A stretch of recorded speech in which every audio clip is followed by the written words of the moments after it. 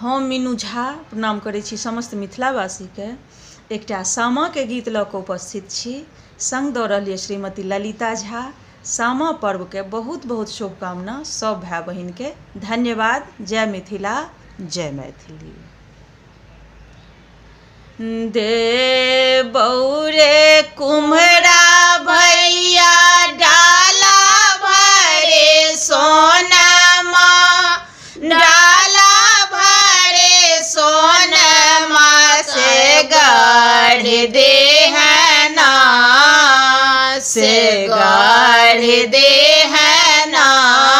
कुम्हरा सामा जोड़े चाके बास गढ़ देहना, कुम्हरा सामा जोड़े चाके बाद दे बौरे कुम्हरा भैया डाला भरे सोनमा, डाला भरे सोनमा से गढ़ देहना।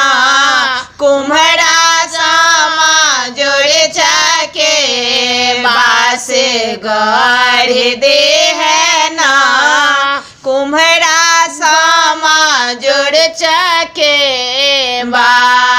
हम तोरा पूछिया बहिनों से बड़की बहिनों, बहिनों से बड़की बहिनों कौन फलना, से कौन फलना होय छै सामा खेला के। कौन फलना होय छै के बा खेलाई के। ससुरा में होय छै कुम्हरा अन धन लक्ष्मी, अन धन लक्ष्मी। नैहर होय छै ना, नैहर होय छै ना।